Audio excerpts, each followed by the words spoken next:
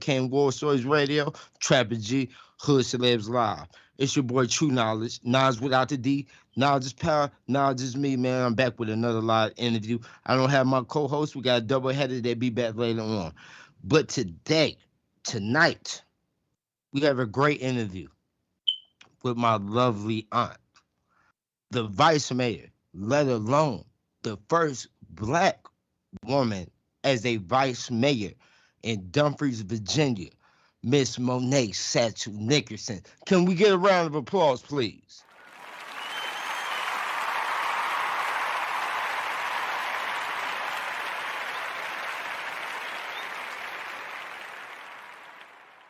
Welcome to the show, Auntie. I appreciate you taking time out your day to even do this show with me, no matter how long it takes. Thank you. Thank you for having me. Did you pull out my whole government name, though? I don't be throwing that middle name out there, sir. Yes, ma'am. Yes, ma'am, man. But with this show, it covers a lot of bases. We have all genres of music. We all have all aspects of life. And I believe that this show is going to be a great show because it's personal to me. I love you. You seen everything I've been through to get to where I'm at right now. And you probably could tell my story sometimes better than me. But I'd like to get inside this interview. Tell the people exactly who you are so everybody in the world who doesn't know can know now. Okay. So as you've already put out there, Monae Nickerson, I am the current vice mayor of Dumfries, Virginia, which is in the Northern Virginia area, right outside of DC. I actually commute into DC for work. I was born and raised in New York City, and born in Queens, raised in Brooklyn, a couple of spots across Brooklyn, but predominantly East New York, Brooklyn. That's where I got my hood mentality from and my street smarts. But here I am now, just serving my community and representing for the people that typically don't have representation that looks like or sounds like or has been where they've been. So that's what I'm here to do. That's where God put me, and this is what I'm doing. Yes, ma'am. Yes, ma'am. I love that, man. Can we get a round of applause for that real quick, Hoot? I know them claps coming. Oh, you must not hear me, man. So we're gonna keep going on. So the first question I want to ask you, what was your journey like to get to where you are now? Like, what did you have to go through? What motivated you to want to get involved with politics and get the stature that you're at right now? So honestly, I never saw myself as a politician. I just really wanted to defy the statistics that were stacked against me growing up, having, gone through some adversities as a child, which a lot of us who grew up in the 80s in Brooklyn, they can relate. We've been through a lot. We were the babies of the crack era. So, we've been through a lot. When it comes to politics, I would have never thought that I would be a politician. However, I've always been very focused on what can I do to give back to my community? How can I represent for my community? And how can I give my community someone to look at who represents them? And so it was one of the elders here in the community who knew about all the community service that I had been doing. And he came to me one day and was like, he was actually at the time campaigning to be mayor. And he sat down in my living room and we were talking and kind of going back and forth over some of the issues that we're dealing with here locally. And he says to me, young lady, you should be doing this. I'm getting old. It's time for you to step up. And I was like, no, sir, I'm from Brooklyn. You don't want to put a microphone in front of me because I'm going to say whatever I want to say and keep it funky. And folks aren't ready for that. And he was like, actually, we are. That's what we need. We need authenticity. We need representation that we can relate to. And he challenged me to step up. And at first I wasn't trying to hear it. I was like, no, not for me. No, thank you. I just keep doing what I do in the shadows. And he pushed me and he pushed me. And ultimately when the seat came open, he called me, he and the current mayor called me and said, we're ready for you. Are you ready for us? And I just stepped up and I did it. I ran my campaign and I was elected as one of the council members to the town of Dumfries. I was one of 6 people that were running. I came in with the highest votes. And before you know it, I'm vice mayor. And, I really kind of saw politics as an opportunity to elevate my platform. So I didn't get here because I want to be a lifelong politician. For me, it's like I'm already doing things in the community, and getting a political platform allows me to take things to the next level. So now I can do more for more and reach more and give more. And it just really kind of elevated where my heart was already, which was, what can I do for the community? Yes, ma'am. And I'm proud of you. I'm Thank proud of you. you. I Thank love you, Auntie, man. You are wonderful, great, a blessing. And if it weren't for you, I was a knucklehead. And you kept me on the straight and narrow path with the help of my mother, my Uncle Larry, and everybody else. But And we how are proud of you. Can I say that, please? We are proud of you. We are very proud of you, Jonathan. I see you. I see what you're doing, and I'm proud of you. Thank you, Auntie. That's a big honor to hear, period. But how does it feel to make history and become the first black female to become vice mayor in Dumfries, Virginia? Am I saying that right or am I wrong? No, you're saying it right. You're saying it right. I'm proud, and it feels amazing. I mean, I am Black history. And, we as Black people, as women, are continuing to make history today. And we still have so much more history to make. And I'm proud because we're making strides and we're showing our children that there's nothing we can't do. But that doesn't come without challenge and adversity. And, as a race, we're built strong and we're resourceful and we're resilient and we're fully capable. But at the same time, though, when I think about that, I have to admit that while we're celebrating firsts in Black history, we can't ignore that to still be making firsts in 2022 is a problem, because it shows that we still have a long way to go in this country to fight for our equity and equality. Being the first Black female or Black person, anything in a country that's 250 years old, means we're not there yet. And it should be normal to see Black people in positions of power and women in control and having a respected opinion. But don't get me wrong, we'll continue to celebrate the Kamala Harrises and the Ketanji Brown Jacksons, Maya Angelou, Michelle Obama. But the point is, we still have work to do to normalize our success. I like being first, but I don't want to be the last. And I want to see a day when it's normal to have a Black female as vice president or a Black female on, the Supreme Court justice. And I want to see that normalized. I don't want this to be anomalies. I want this to be our realities. Like it shouldn't be, oh, we have a new first and let's celebrate it. It should be that those are the expectations, because we can do more, and we have a lot to say, and we are as intelligent as anybody else. And so for people to still be surprised and have to celebrate that we're making first, it's kind of bittersweet for me. So I'm proud. It feels amazing, but it's also a little, like I said, bittersweet. Okay. Now, from looking on Instagram and other social media accounts, you are a very, very big supporter of Black-owned businesses. Mm-hmm. So this leads to my next question. What is your take on the support nationally or globally of Black-owned businesses by African Americans or any race as that? Do you feel that they're not being noticed enough? Is there something that could be done to change the narrative of how they are when it comes to that?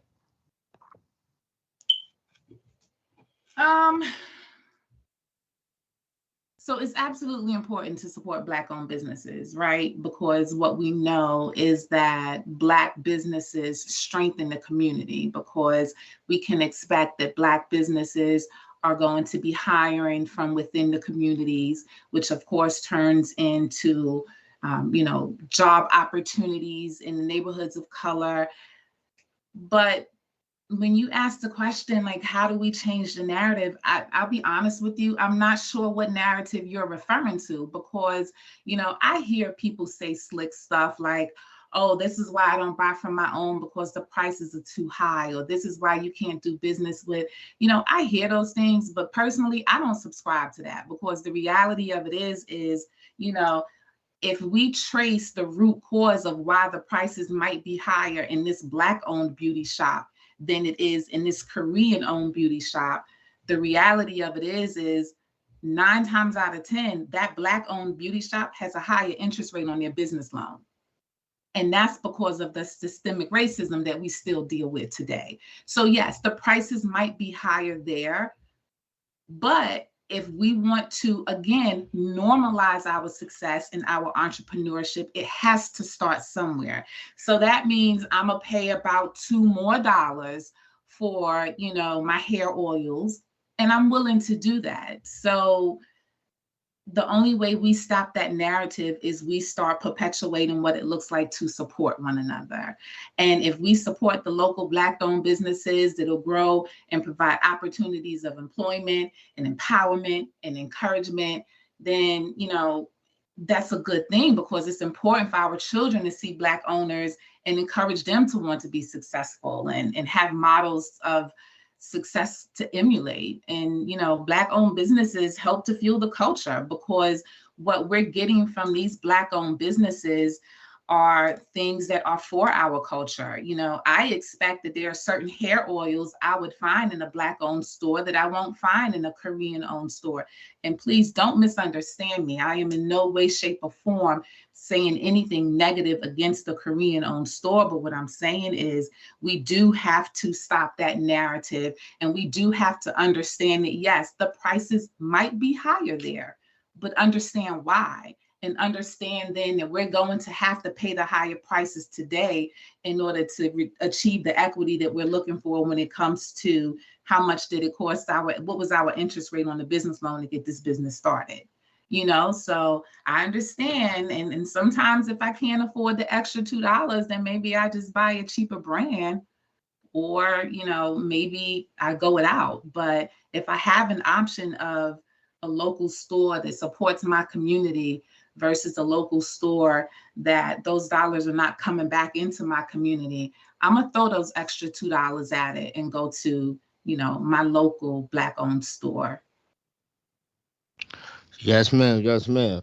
But well, since you've been vice mayor and maybe now, like, what have been like goals or stuff that you said that you want to accomplish that might have happened or haven't happened yet, but are on the way to happening, that you want to have in the near future? I would say that my goal when I decided to accept the challenge to get into politics, my goal in this position was just to be able, from a higher platform, just to be able to educate and encourage and motivate the community, reach more to do more. So, for example, 2 weeks ago, I put together and held the first ever in-person application processing expungement clinic in Virginia. But let me explain to you what that means, because when you say first ever expungement clinic, I know a lot of people think, oh, they did an expungement clinic around my way before. What has typically happened when people talk about expungement clinics is that folks were putting together informational sessions. And don't get me wrong, information is power. We need information because there is a lot of ignorance out there about what we can do with regard to expungement. And the truth is, Virginia has some of the most the strictest laws when it comes to being able to expunge a record. So what I did is I reached out to the clerk of court here in Prince William County. I'm in Prince William County, Virginia. So I reached out to the clerk of court. I reached out to the Commonwealth Attorney, aka the District Attorney. I reached out to my local police department, and I said, this is what I want to do for the community. Are y'all going to get on board? Are you down to help me bring this resource to the community? And they all said, yes, Vice Mayor, what do you need us to do to help? And as much as I've done for my community when I was just Monae Nickerson, this is a prime example of how my platform has enabled me to do more. Because if Monae Nickerson had called these people and said, hey, I'm trying to do this in the community, and I've been volunteering in the community for the past 15 years, they would have said, oh, okay, yeah, no. But when the Vice Mayor got on the phone and said, hey, Vice Mayor has a project and I need your buy-in and I need your support, these folks were ready to get on board and do it. So that's how I'm using my platform to do more in my community. And that was my goal, to do more than I could do as just a person. And don't get me wrong, as just a person, I did my share. You know, I showed up and I did, and I contribute my time, my money, and my energy and my talents and my education. I give all of that back to my community on a regular basis. But my goal with politics was to use that platform when now I have a title to reach more people and do more things. And with that said, I was able to bring the first ever expungement clinic to Dumfries. And so what that meant was when you showed up, you had, your record was pulled and you got to sit down with an attorney free of charge. There was a time limit. You had about 15 minutes to sit down with this attorney.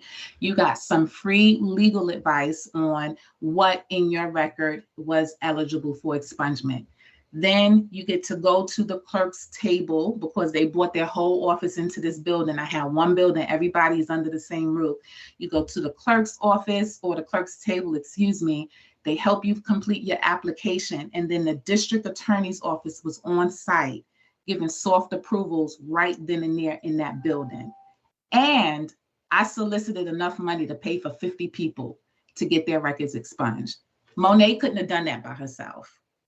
So my goal is constantly being met. And every time I can think of another way to do bigger and better things for my community, that's what I'm doing. So my goal is to do more and reach more. And I'm living that every day. And I'm blessed to be able to do that. And I'm thankful that my eyes were opened to the fact that elevating my platform could help me, could enable me to do more.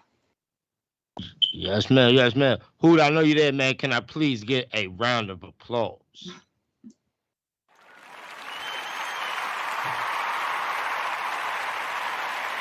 Yeah, on out here doing great things. But before I go into what I'm about to say, I'm about to tell an embarrassing story that a lot of y'all don't know. Before I was fine divine and looking like I'm looking now, I used to be a chubby boy.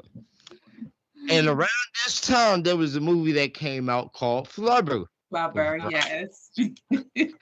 And I'm gonna have my auntie tell you the story. And I really don't ever talk about this story, but I used to have a dance that I did with my stomach called the Flubber. Oh my goodness. Please let them know about how legendary this dance is. Wait, so all I can say is go to Google and search for Flubber, okay? And then when you see this green Flubber thing show up, and if you can find a video on it, it did this kind of belly roll dance, and it was the cutest thing. It was cute for that age because, you know, you were still carrying around your baby fat. It was the cutest thing. But yeah, so your boy True Knowledge started off as Flubber. So just to kind of let y'all know that that's where he started. But look where he's at now, doing big things and, you know, using your platform to spread education and empowerment. And so you've come a long way, nephew, and I'm very proud of you. Thank you. Love you. Love you a lot, man. Love you too. Not only have I come a long way, man, shout out to my Aunt Monae's daughter, my little cousin, Miss Taylor, RGB because she's doing her rap thing right now and she's ripping it. Shout out to my Uncle Larry too, DJ Stress. Old school, man. Yes. But before we actually leave this show, because I know you're a busy woman, so I didn't plan on the show being that long, but the people, I'm sure, are satisfied and got everything they wanted to hear. Are there any inspiring words that you can tell to the younger generation, the older generation that's moving forward, whether they want to get into politics, be a doctor, a lawyer, no matter what they want to do? As a black woman coming from where you're from, getting to where you're at, is there anything that you would like to tell them to motivate them? I would say, so what I'll do is I'll share my motto. My motto is don't just complain, contribute. And what I mean by that is that we all have a responsibility to play our part in making this world a better place. And not just for ourselves, but for our children, for our neighbors, and for each other. So it's not enough to complain about, the fact that schools in lower income communities don't have resources as they do in neighboring, more affluent communities. We have to be willing to contribute to the solution. And that means getting involved. So I challenge everybody listening to get involved in your community. It doesn't have to be a lot. If everybody gave a little bit, this is a crowded country and it's getting more and more crowded every single day. But if everybody just was willing to get involved and share a little bit, it would amount to a lot. And if you've elevated beyond your immediate community, don't forget to reach back, because involvement is different for each of us. So you can support your community by donating your time, your money, your talent, your education. And when I say your education, I want to make sure you all understand what I mean by that. So when I say donate your education, I am a human resource professional by trade. And so when I donate my education or my intelligence, what I'm doing is I'm sitting down with people and I'm looking at their resumes and I'm helping them and I'm talking to them about job preparation and career fair preparation and things like that. So no matter who you are and no matter where you are in life, I guarantee you there is something that you can find within yourself to give to someone else, and it'll come back to you. And so volunteering in a community organization like the Boys and Girls Club, you might not have a lot of money to give to somebody, but you can make time in the day to go to the Boys and Girls Club and mentor a little brother or a little sister. You know what I'm saying? You can participate in your child's PTA or your child's school board meetings and volunteer with your school board and let the teachers know that you're active in your child's life. Because when we don't show up, the people who are speaking for us, most of the time, they do not represent what's important to us. And we can't just complain about the fact that, oh, they're making these laws and I don't like it because it's impacting me negatively. If you didn't show up to the meeting and tell these people what was important to you, then who can you hold accountable when they don't give you what you need? That's you.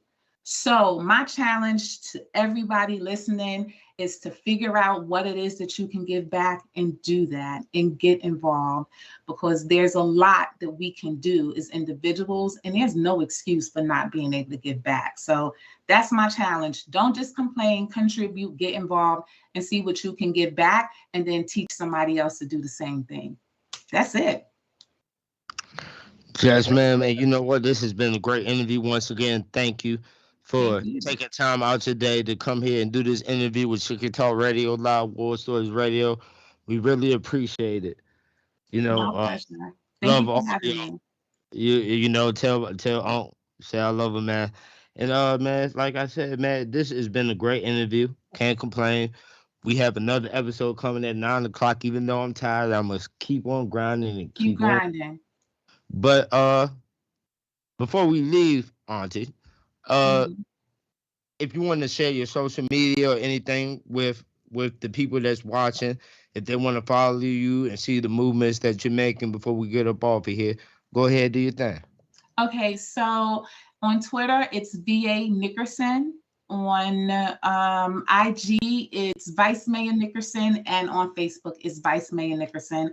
And if you forget that and you can't remember, just Google me. I'm out there. You'll find me. follow me, and any nuggets that I have to share, I can share them. And if I'm not in your immediate area, you can still see what I'm doing here and then go to your local politician and say, how come you're not doing that? That's all you got to do. So I'm doing my part. I just need y'all to step up and do yours. And one more thing. I don't usually talk about this, Okay. but I want everybody to I want you to let the world know.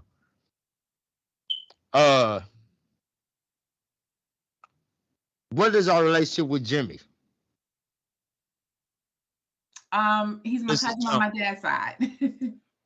Oh yeah, I forgot to say it. Rest in peace to Mr. Mark Satchel. Esmar Records. There'd be no True Knowledge if it was not for Esmar Records. First ever record label that I was signed to. Period. My Uncle Mark saw our talent, took a chance, and they never stopped believing in me. Rest in peace to him. But yeah, this has been a great show. Very soon, I'm gonna have RGBT up here. I'm gonna have DJ Stress up here, some way, somehow, because my uncle is a very busy man also. But once again, thank you, Auntie. God bless you. I love you. And the world loves you because you are setting a standard for Black women, showing them that they can be anything they want to be and that it doesn't stop and nobody can stop them. And that's something that they need to hear. But we'll be back in 30, 35 minutes. All right. Thank you. I love you. Bye. Yes, ma'am. For now, this is the end of Chicken Talk Radio Live with Vice Mayor Monae Nickerson of Dumfries, Virginia. First Black lady. And like I always say, I'm not going to cuss because I got respect. Like White Boy E say, hit them with them hot hits. We out. Everybody, everywhere. You punching the clock, you getting out with that pack. If you ready, go twerk some. You a bitch out there, listen. It's everybody who lock in. Who lock in to go get that paper. You know what I'm saying? It's everybody, man. It's all us. We gonna do this together. Come on. Let's go, let's go, let's go, let's go.